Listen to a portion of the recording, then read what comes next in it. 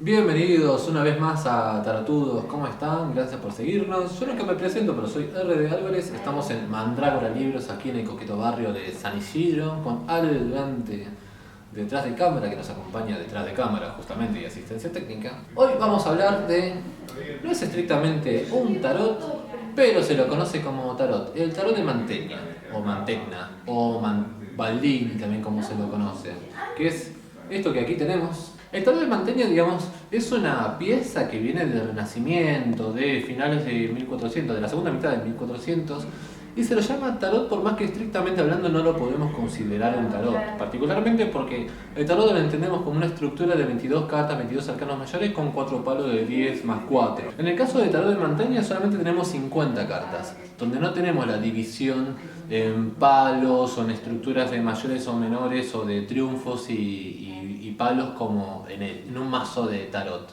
convencional. Para empezar, no es un juego de cartas, si bien hoy en día, de hecho lo que tengo aquí son cartas. Todos los especímenes que llegaron y se conservan en los distintos museos son distintas planchas hilográficas de grabados sin cortar, o en el caso cuando no son planchas sin cortar, son páginas de algunos libros con algunas anotaciones o textos. Un poco de estas cartas, estas imágenes se remontan al 1460 más o menos, y se desconoce de quién es la autoría. Durante mucho tiempo se lo atribuyó a Andrea Mantegna, por eso el nombre de Mantegna. También se lo ha atribuido a Baccio Baldini. Lo cierto es que, si bien ciertos estudiosos lo han atribuido a estas dos personas, los que son, digamos, los que están más empapados con la historia del arte y especializados en estos dos personajes, llegan a la conclusión de que los grabados, los diseños, las ilustraciones no es de ninguna de las dos escuelas. Entonces se mantiene el misterio de a quién pertenece el diseño de este tarot y particularmente quién también lo mandó a hacer o con qué finalidad se utilizaba. Del tarot de Mantegna existen dos versiones, lo que se llama la serie E y la serie S. Ambas versiones en sí son muy similares. Van a diferenciarse por la primera letra del primer segmento de 10 cartas, que en la serie E es la letra E, en la serie S es la letra S. Y básicamente la misma composición, son los mismos temas, solo que de serie en serie van a variar detalles en algunas cartas como personajes o situaciones espejadas, detalles que no están en una carta y que en otros sí, o modificaciones, donde uno puede, si quiere, jugar como si entre ambas series se pudiera componer una imagen global, de forma similar a lo que sucede con el libro que busca Johnny Depp en La novena puerta de Clue Dumas. Es como si ambas ediciones conformasen un tono, que cada uno fragmentado estuviera, digamos, mostrando solamente una parte parcializada de ese simbolismo o de esa alegoría. Se estima que la serie E es anterior o la original que luego da lugar a la serie S, o por lo menos se tiende a pensar que la serie S es posterior a la serie E. De cada serie hay distintas versiones, de hecho Durero ha hecho algunos trabajos. Pueden encontrar en el Museo Británico una ilustración de Thalía, de la musa Thalía, no de la cantante que le falta las costillas. Lo mismo, distintos grabadores alemanes e italianos de la época han experimentado, lo han tomado como trabajo este patrón para realizar sus propias versiones. De hecho, en el Museo Británico, en la Biblioteca Nacional de Francia, en la Galería de Washington van a encontrar distintas versiones que vienen de esta época y que son de distintos autores y de series mezcladas entre sí. A este tarot o taroki se lo suele denominar taroki como para marcar esta distinción entre tarot y cartas que son temáticamente similares pero que no se las puede considerar un tarot. Estas cartas, como les decía, hoy las conocemos como cartas en su génesis, en el momento en que se las hizo no eran exactamente cartas y no se las utilizaba para jugar como se las utilizaba en los juegos de triunfos o las cartas convencionales. De hecho hay toda una línea de pensamiento donde se tiende a pensar que en realidad estos constituían una especie de manual visual que se las llamaba cartichelas, que como el nombre lo indica eran como cartas, como más o menos de esta índole, más grande quizás, o láminas de libros, donde la idea era mostrarle al pobre niño rico de la élite italiana de ese momento cómo funcionaba la sociedad, los distintos estratos sociales, oficios, principios filosóficos y religiosos, que de hecho es un poco todo lo que encontramos en este compendio de cartas. Vamos a ver que el tarot de Mantegna guarda una estructura social y cosmogónica bastante evidente y que se genera en una secuencia claramente neoplatónica, de inferior a superior o de terrenal a más espiritual. Esta particularidad no se da entre los grupos que componen las 50 cartas, como así también dentro de cada grupo. Por ejemplo, en el primer grupo, que son las condiciones materiales del hombre y los poderes terrenales, vamos a ver que la primera carta, la carta número 1, es el mendigo, el mísero, y la última carta, la carta más alta de este segmento, es el Papa, justamente la persona que estaría en ese momento en la cima de la pirámide social, lo más cercano a Dios. A partir de ahí, como todos los siguientes segmentos, van a ir mostrando cosas de más terrenal a más espiritual, hasta la última carta, el número 50, que nos muestra la prima causa, es decir, el imperio, Dios en potestad. Este segmento de cartas se va a dividir en 5 series o en 5 grupos, donde el primer grupo va a ser el más terrenal, que se trata de las condiciones terrenales del hombre, del 1 al 10. Del 11 al 20 vamos a tener el segundo grupo, que son las musas y Apolo. Apolo Musageta, el jefe de las musas. En el tercer grupo vamos a tener a las ciencias y las artes liberales. En el cuarto grupo vamos a tener a los genios cósmicos y a las 4 virtudes cardinales más las 3 virtudes cristianas. Y en el último segmento vamos a tener finalmente a todos los planetas, más el casco de las estrellas fijas, el primer móvil y la prima causa, que es lo que recién nombrábamos. Como ven, todos los segmentos están ordenados de material a espiritual, de menor a mayor, siguiendo una lógica claramente neoplatónica. Y en ese sentido es interesante porque si bien el tarot convencional, los triunfos, al margen de algunas cartas que guardan mucha similitud iconográfica o temática, que eso es innegable, las cartas del tarot de Mantegna y los triunfos no son, digamos, 100% intercambiables, ni se encuentran todas. Hay algunas que son muy obvias, como las virtudes cardinales, quizás el emperador, el papa.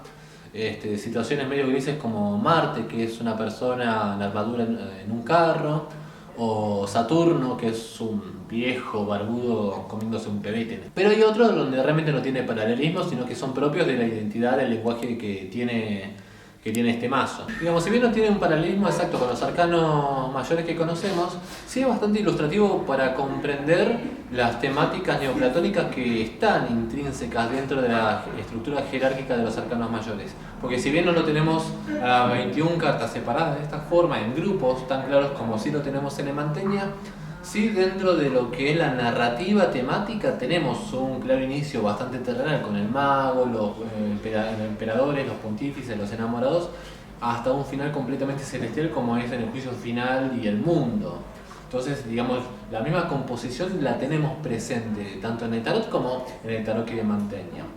Lo que nos muestra aquí es un ejemplo mucho más claro que lo que podemos encontrar o especulando con los triunfos convencionales, y donde nos da una pauta de que el tarot se alimenta bastante de la filosofía, de la comprensión del mundo neoplatónica de la época. Si bien no existe paralelismo de todas las cartas con los triunfos convencionales, ni tampoco tiene palos, como se divide en distintos grupos y que cada grupo lo lidera o lo marca una letra, hay algunos autores que han tendido a marcar como que cada grupo corresponde a un palo determinado, a un palo preciso.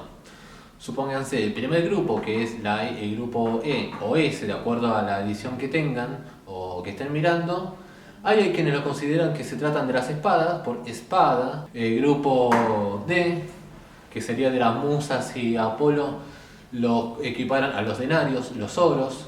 El grupo C a las copas, el grupo B a los bastos y el grupo a los atouts o atuti, que serían los triunfos, otra forma de llamar a los triunfos. Es así, no lo sabemos, es pura especulación, digamos, para generar ciertos paralelismos energéticos de lo que entendemos de cada palo con cada grupo de Mantegna. Puede ser interesante a la hora de agregarle o de jugar con una lectura. Lo cierto es que no tiene palos y no deja de ser, digamos, una pieza alternativa o en paralelo de lo que es la historia del tarot. Hay mucha gente que esto lo vende como un proto tarot, como un antecedente del tarot. Lo cierto es que el Mantegna es posterior a los primeros triunfos que se conocen, es en paralelo al tarot, y si bien la composición, la temática neoplatónica, la secuencia de imágenes, incluso muchos de los elementos iconográficos están presentes en el tarot, no deja de ser una manifestación cultural, intelectual, artística en paralelo al tarot que conocemos. Esto que tengo aquí es una muy linda edición que ha hecho hace muy poco, nada, recién salido del horno, el querido amigo de Río Cuarto, Pablo Robledo. Es una edición muy coqueta, limitada de 50 unidades, donde él restaura una edición de 1530 de Johann Lattenspiegel y le agrega algunos detalles en amarillo, como pueden ver aquí en esta carta, o en otros que vamos a ir pasando.